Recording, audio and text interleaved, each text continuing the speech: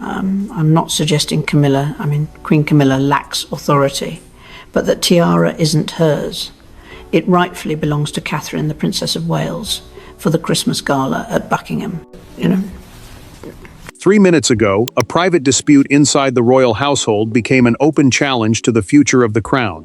Queen Camilla was formally instructed to return the Queen Mother's heirloom tiara to the royal collection. She refused. Not through an aide. Not through a carefully worded statement. She looked directly at the official carrying William's request and declared that the tiara would remain in her possession. Within minutes, the Prince of Wales took action. Before we go deeper into what this really means for the royal family, make sure to subscribe so you don't miss a single update. Camilla did not raise her voice when the written order reached her private sitting room. She read every line, reached the final paragraph, and folded the page once with deliberate care. Then she placed her hand over it as though she could stop the command simply by holding it in place. The Queen Mother's heirloom tiara was not merely a jewel. It carried dynastic memory, meaning the history passed through generations of the royal family. And it remained part of the royal collection, the institution that safeguards objects for the crown rather than for one person. The refusal changed everything. The Queen told the official before her that the tiara would stay under her control, and the official documented those exact words in a written account prepared after the meeting. That record mattered because it removed every possible escape. Camilla could not later claim confusion, delay, or misunderstanding. She had rejected the request clearly, and a witness had preserved the moment in language the palace could not soften. William received the account while reviewing engagements at Kensington Palace. He stopped reading, dismissed 2 aides, and remained silent until the door closed. Then the prince asked one cutting question. Did she refuse the request, or did she refuse my authority? His concern reached beyond pride. He had authorized the retrieval after learning that Camilla planned to wear the heirloom at an upcoming state occasion, without consulting the collection's custodians, the specialists responsible for protecting and approving the use of royal objects. Something deeper now troubled him. The future king did not order a public rebuke, and he did not demand that Charles punish his wife. Instead, he contacted the keeper of the royal collection, the senior official responsible for the monarchy's historic treasures, and requested the chain of custody file showing every transfer, approval, and location connected to the tiara. William suspected the missing answers would reveal more than one act of defiance. But before he could reclaim the heirloom, he had to confront the deeper truth. For Camilla, surrendering the tiara would mean surrendering far more than jewels. The confrontation was never truly between a woman and a locked jewelry case. It was between Camilla's need to secure her place, William's determination to protect his grandmother's legacy, and Charles's fear that choosing either side would destroy the fragile peace inside his own family. Each entered the dispute carrying a different wound, and as the tiara became the symbol of their conflict, those private wounds began shaping decisions with consequences for the entire monarchy. Camilla sat alone with the unopened case beside her. She traced the clasp once, then pulled her hand away. To the Queen, the heirloom was proof that she had finally been accepted into the royal lineage, the family line through which rank, memory, and duty are passed. Returning it would not feel like procedure. It would feel like confession, an admission that her place beside Charles remained conditional after all those years. William saw something entirely different. He studied an old photograph of the Queen Mother wearing the tiara, and felt grief harden into resolve. The prince believed such heirlooms connected generations, from his great-grandmother to Elizabeth, from Diana to Catherine, and one day to Princess Charlotte. The royal collection, the body that safeguards historic objects for the crown, existed to protect that chain. No one person could be allowed to turn shared history into private possession. For William, Charlotte's future duty mattered as deeply as Catherine's present example, while Diana's memory reminded him how painfully royal symbols could shape belonging inside the family. Catherine sensed the danger before he spoke of confrontation. She warned William in a private conversation that pressing Camilla too harshly could turn a dispute over property into a battle over legitimacy, inheritance, and who would define the next royal era. The princess understood his duty, but she also understood the Queen's fear. If humiliation entered the room, reason might never return. Charles felt the walls closing when William's message reached him. He removed his glasses, set them beside the file, and remained motionless. An aide asked whether he wanted Camilla summoned. The king answered only after a long pause. Not yet. He felt bypassed because the prince had initiated the retrieval without first seeking permission. Yet he also knew his son had acted within his responsibility to protect the monarchy's future assets. Silence now carried its own threat. Charles requested a private briefing with legal and collection advisors, people responsible for explaining ownership and institutional control in plain terms. He no longer trusted family promises to contain the damage. That hesitation mattered, because the refusal had not emerged suddenly. It had been set in motion by one charged ceremony that nobody inside the palace had forgotten. Weeks before the refusal, one seemingly ceremonial decision created the fracture now threatening the royal household. During preparations for a diplomatic banquet at Buckingham Palace, Camilla selected the Queen Mother's heirloom tiara without submitting the customary jewelry request. When the keeper of the royal collection attempted to intervene, she dismissed the objection in front of senior staff. William later learned what had happened. From that moment, the disagreement ceased to be about protocol. It became a test of authority. Camilla had already ordered the tiara brought to her private dressing suite when the warning arrived. A diplomatic banquet, the formal state dinner held for visiting foreign leaders and senior guests, carried enormous symbolic weight because every jewel, title, and gesture was meant to represent the crown. The queen believed the piece matched the dignity of her position. She did not see herself as borrowing history. She believed she had earned the right to wear it. The keeper of the royal collection entered personally and explained that the heirloom had been reserved for conservation review and future dynastic planning. That meant specialists intended to inspect its condition and consider how it should serve later generations. Its removal without authorization was therefore not a minor mistake. It broke the chain of control designed to protect objects that belonged to the monarchy rather than to any one household. Camilla did not soften. Already prepared for the banquet, she told the keeper that she would not ask permission to wear jewels linked to the position she occupied. The queen spoke calmly, but the attendants around her stopped working. One junior dresser later described the exchange to Catherine in a documented private account, explaining how the room had fallen silent after the refusal. Catherine felt alarm before anger. She understood Camilla's hunger for acceptance, yet she also recognized the danger in dismissing a royal custodian before staff. The princess knew boundaries survived only when senior figures respected them publicly. Once a rule could be brushed aside by rank, every future safeguard became weaker. William discovered something worse after the banquet. The tiara had not returned to the central vault. Instead, it remained inside Camilla's secured residence, under an extended ceremonial use notation, a vague entry allowing temporary possession without a clear return date. When the prince requested the authorization carrying Charles's approval, officials produced no signed document. Someone had relied on verbal authority, leaving the heirloom outside normal control. The blank space carried its own accusation. William placed the incomplete inventory sheet on Catherine's desk. She read the empty approval line twice before looking up. Neither spoke for several seconds. Then he said, "This cannot become the new rule." The future king made his decision immediately. The next request would be written, witnessed, and impossible to reinterpret. Once that order reached Camilla's hands, the hidden tension finally entered the room.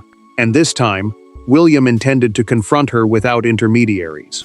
The confrontation took place behind closed doors, with no cameras, no public ceremony, and no crowd to restrain the anger building on either side. William entered carrying the collection file. Camilla was waiting beside the locked case containing the heirloom. Charles had asked them both to remain calm. That request lasted less than a minute. Because when William stated that the tiara must be returned that evening, Camilla answered with 6 devastating words: "You will not take it from me." William held her gaze and explained that the tiara belonged to the royal collection's protected dynastic holdings, the historic objects preserved for the monarchy and future generations, rather than owned by one royal. The prince said it had to return to the secure vault until specialists determined whether it could safely be worn again. Charles stood nearby with one collection official, but the small room offered no protection from the anger between them. Camilla heard humiliation instead of procedure. She accused William of hiding a personal attack behind jewelry rules, and told him the demand was designed to reduce her status. The Queen insisted that he wanted to remind her she would never be viewed like Elizabeth or the Queen Mother, no matter how faithfully she had stood beside the king. William's control broke at the mention of his grandmother. He told Camilla that Elizabeth protected the crown because she understood its limits. The future king said no title gave anyone ownership of royal history, and no private wound justified placing an heirloom at risk. His voice remained low, but the force behind it silenced the room. Camilla then revealed the promise she believed settled everything. In a recorded private conversation years earlier, Charles had assured her that she would enjoy unrestricted use of jewelry connected to the role of queen consort, the wife of a reigning king who supports the monarch but does not rule independently. The king stiffened, because the assurance had never been written, legally defined, or tested against collection rules. William opened the file and placed a conservation memorandum on the table. The document, a specialist report recording an object's condition and repair needs, warned that the tiara's frame had weakened. Wearing it without inspection could permanently damage an irreplaceable piece. That evidence destroyed the claim that the dispute was only political. Camilla placed one hand over the locked case and refused again. William did not reach for it. He pushed his chair back, stood, and instructed the collection official to begin the formal recovery procedure. Behind him, Charles whispered his name, but the prince did not sit down. The boundary had been drawn. Yet enforcing it required more than anger. It required proving who possessed the lawful power to act. Royal power rarely announces itself with raised voices. More often, it appears in signatures, sealed inventories, and carefully defined duties that become decisive only when someone refuses to cooperate. William's action now depended on a question no family conversation could answer. Who legally controlled the Queen Mother's tiara? As advisors opened decades-old records, Camilla waited for Charles to defend her. Instead, the evidence began shifting authority toward the future king, and away from the private promise she believed protected her. William studied the royal collection records line by line. The archive identified the tiara as an institutional heirloom, meaning it was held for the monarch and future generations, rather than owned by one individual. The prince also carried responsibility in long-term royal estate planning, the process used to protect assets intended to remain within the direct line of succession. That duty gave him a legitimate reason to intervene, even if the intervention cut deeply into family trust. Charles felt the difference between love and authority closing around him. As a husband, he remembered the reassurance he had given Camilla. As monarch, he knew that private promises could not erase custodial rules, the formal safeguards controlling how historic royal property was stored and used.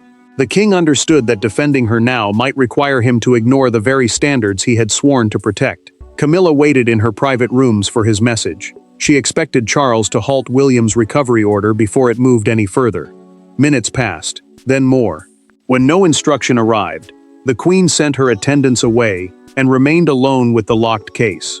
Her disappointment slowly turned into humiliation.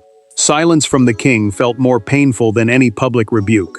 The advisors found the decisive note near the end of an older inventory file. Written during Elizabeth's reign, the record stated that the tiara should remain under controlled access because of its fragile construction and powerful association with the Queen Mother. It also recommended that any prominent future use be approved with the next generation in mind. William read that phrase twice. To the future king, it proved the heirloom had never been intended to become permanently attached to one consort. Charles could delay no longer. He held the pen above a limited recovery authorization, an order granting officials permission to retrieve the piece without imposing punishment on Camilla. His private secretary waited in silence.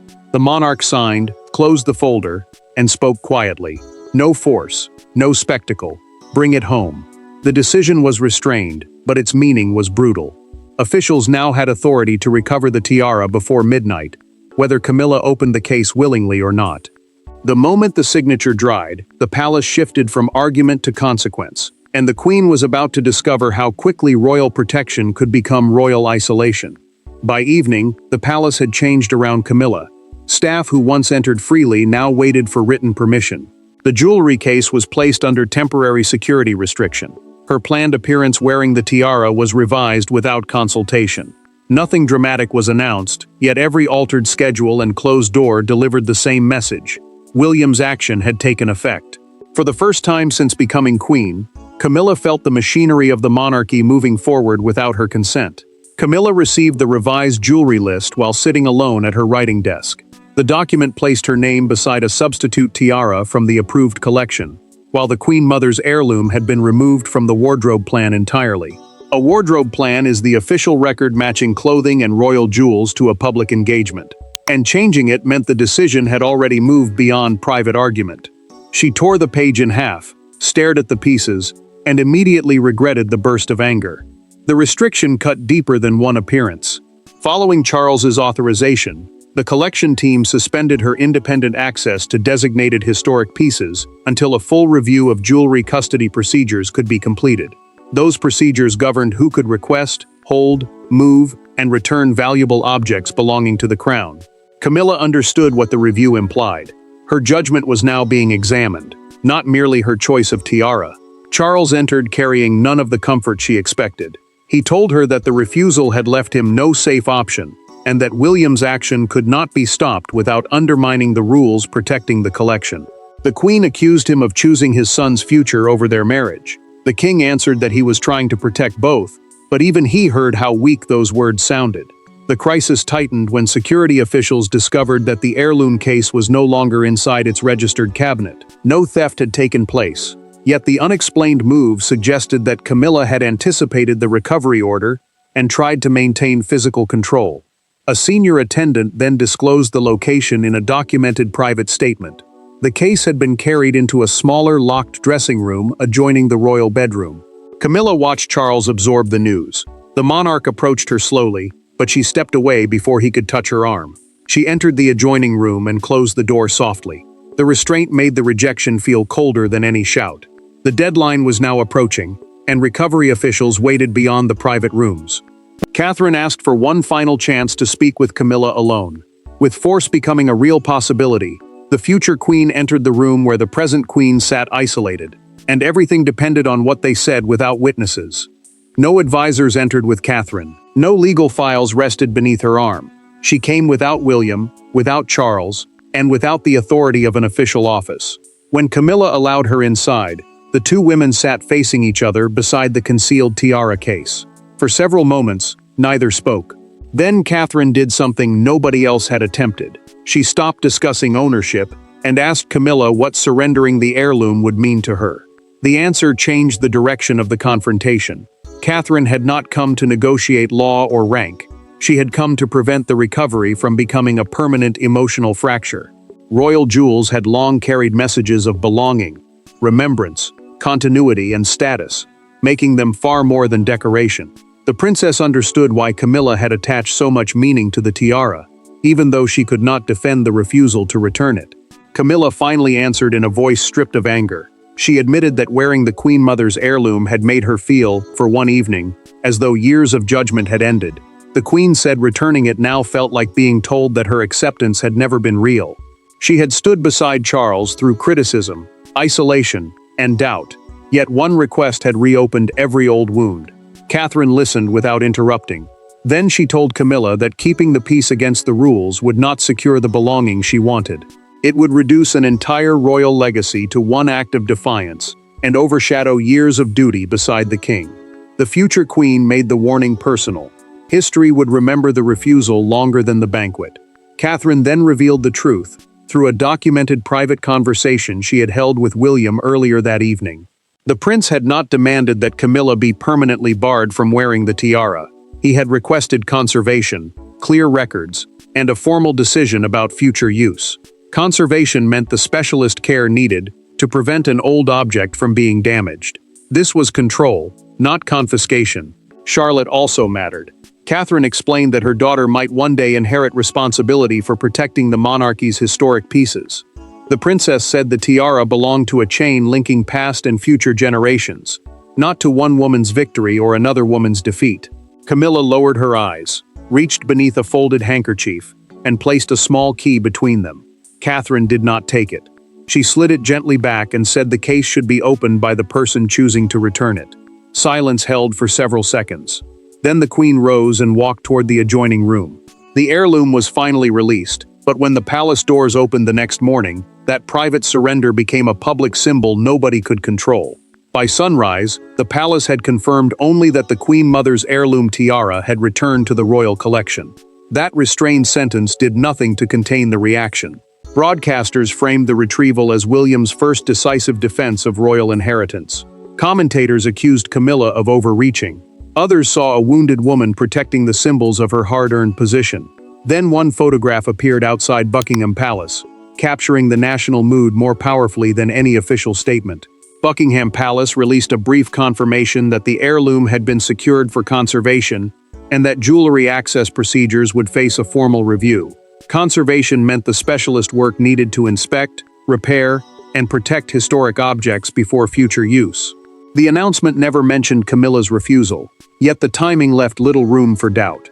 Across television panels, newspaper columns, and royal commentary, William's intervention became the only story anyone wanted to discuss. Charles watched the morning coverage without speaking. One presenter described his son as the guardian of royal continuity, meaning the person defending the crown's traditions and possessions for future generations. The king felt pride in William's discipline, but that pride carried pain. Every word praising the prince also exposed the division inside his marriage. He knew the country was witnessing a family wound disguised as a debate about jewels. Camilla opened the morning newspaper and froze. The front page showed the Queen Mother wearing the tiara beside a smaller photograph of William. Across the center stood 4 words: "The heir takes control." The Queen folded the paper before Charles could notice her reaction, but the monarch had already seen her hands tighten around the page. The story deepened when a broadcaster cited a documented palace account confirming that Catherine's private intervention had secured the return. Public attention shifted immediately. The Princess of Wales was no longer treated as a quiet observer. She became the emotional bridge between 2 rival royal eras. The woman who had protected William's purpose without allowing Camilla's defeat to become cruelty. Outside Buckingham Palace, a crowd gathered near the gates. One woman held a framed photograph of the Queen Mother. Another raised a handwritten sign reading, "Protect history, not pride." During a live broadcast, the 2 women exchanged tense words before lowering their signs and standing silently together beneath the royal standard. The flag raised when the sovereign is present. William refused to celebrate. The prince prepared one final private meeting with Camilla and Charles, determined to settle more than the location of one tiara. The country had already chosen its symbols, but inside the palace, the future king still had to decide whether victory would become humiliation or the beginning of a new royal understanding. The final meeting did not end with celebration, punishment, or triumph. The tiara rested safely inside the royal collection, but the deeper question remained unresolved. Could the family preserve the crown without destroying one another? William entered prepared to establish rules. Camilla arrived carrying the weight of a public defeat. Charles stood between his wife and his heir for the last time in this dispute. What followed delivered a verdict far more powerful than ownership. The crown survives only when pride yields to duty. William confirmed that the Queen Mother's heirloom would remain under secure conservation until specialists approved its condition. Conservation meant the careful inspection, repair, and protection of a historic object before it could be used again. The prince also explained that a formal committee would decide when the tiara could appear at future ceremonies. No private promise and no personal preference would control it again. The new rules reached further than Camilla.